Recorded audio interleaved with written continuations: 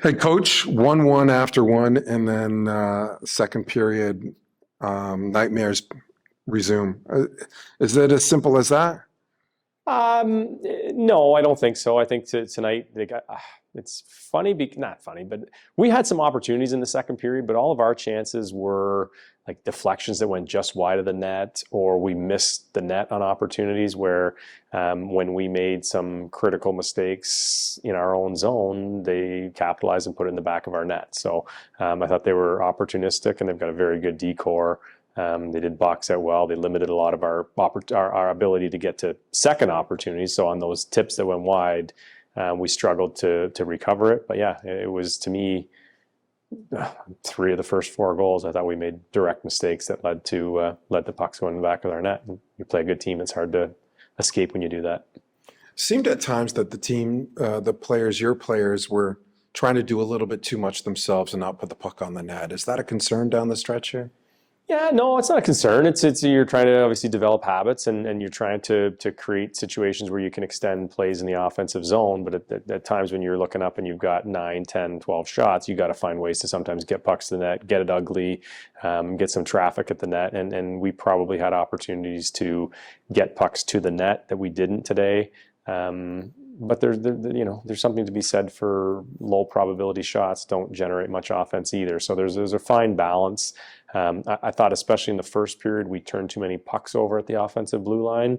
But again, the solution to creating offense is not to just shovel it in the corner. It's too hard to create offense. We got to work on making better plays as we enter into the offensive zone. I do want to just say I thought AJ Spellacy was outstanding today, especially the first period. I thought he looked like a legitimate high-end NHL prospect. He was skating, scored a beautiful goal, physical. I thought he was excellent in the first period. All game, but especially the first period. I was going to ask you about him because it seemed like he was one of the few guys that really wanted it tonight. Yeah, I mean, he's obviously healthy, he's fast, he's big, and he asserted himself physically. We obviously, given where we are now, being officially out, you try to create some kind of something you can latch onto here in the last 6 games to focus on, and went around the room. And I thought of that, how that meeting went earlier this week. I thought he certainly backed it up with his play on the ice. Again, for our draft eligible players, obviously they've still got a lot to play for, and in some cases it might be their last 5-6 games to showcase themselves. And there's no question in my mind he put his best foot forward today. And I know there was a lot of people here in attendance watching, and I would be shocked if they didn't come away highly impressed by him tonight. And there were a lot of scouts in the building tonight, and that seems like an easy sell to the draft eligible guys. This is what you're playing for down the stretch. How do you get the rest of the team to play hard down the stretch? Everybody's got things that they want to play for. We're obviously, still in an evaluation process, trying to find out who, the year clearly didn't go the way that we wanted. We've got some players that will definitely be back, and then like any team anywhere, there's going to be change. Some people are back, some people graduate, some people move on. So yeah, it's trying to create habits that we can carry over into next year, that can help us become a team that is not where we are. This is not acceptable. It's not okay.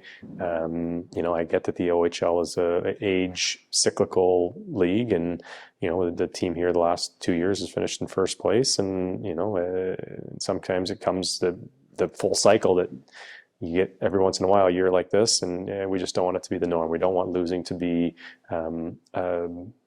welcome. It's not okay, and we've got to push forward towards being better and being a team that's going to be a force to reckon with moving forward.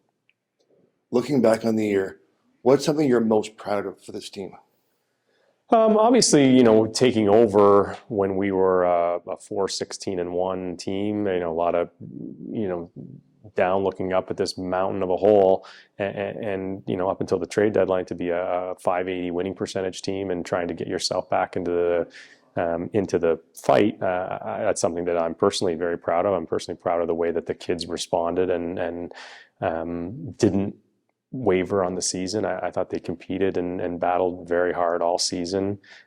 Just our ability of a group and as a team to still be as tight and close-knit as they are, given how uphill the climb has been most of the season. So those are certainly things that I'm very proud of. Hopefully there'll be another, come June, hopefully there'll be a really positive experience for the Windsor Spitfires and we can have multiple players drafted, that would certainly be something to be very proud about as well too. With 2 more home games left, what message do you have to the fans? We're going to give everything we can to make sure that they come and enjoy these 2 games and see a competitive team that's going to give them excitement for what's to come moving forward next year. I think we've got a real strong core group of 06s to build around, and I think the future is very bright for the Windsor Spitfires. You're never too old to play in the mud. The only thing that changes are the toys. Hey, AJ, tough loss against Guelph. What did you think about the game? Yeah, first period wasn't too bad. I mean, we got one early, and then we were with them the whole first period. We came out in the second, and it was like a lot of those second periods we've had this year. It just didn't go our way, and we kept battling, but it just didn't go our way tonight. You guys are officially eliminated mathematically from the playoffs. What are you hoping to accomplish, you yourself personally and the rest of the team down the stretch here? Yeah, we just want to finish the season strong, take it day by day, just keep building better. So going into next year, this off season, we head out on a good note and come back strong next year. You had a goal tonight, 19 goals already this year. Have you set a mark for yourself, and are you near that mark? Yeah, for sure. I mean, I want to get 20. That was my goal, and I'm one away. So hopefully next game and the next couple games, I can even get 20 and maybe more. Talk about your goal tonight. Yeah, I was on the PK. Thought I won the faceoff, got tied up, and then I went out to my point. I stole the puck, and then it was a 2-on-1, and I just ripped it short side and it went in. So yeah, it was a heck of a shot. Thank you. You have 5 shorties this year. Do you take great pride in not playing well shorthanded, but also scoring shorthanded? Yeah, I think for me, shorthanded is I can really use my speed, and I take pride in that, trying to be the best penalty killer every time I'm out there, and I think I can really succeed at it and help my team. So I've just been trying to do that, and if I score, I score. So you have points in 4 straight. You mentioned you wanted to finish the season strong. Do you feel you're doing that? Yeah, for sure. I know I've said the first half of the season wasn't my best. It wasn't what I planned for, but the second half of the season I've really picked it up, and I just got to keep it going and into next year. You're ranked for the NHL draft. How much are you thinking about that? Yeah, not too much. I mean, I think about it obviously like everyone else, but just try to improve every day and get better. And I know people see something in me, so that'll take care of itself.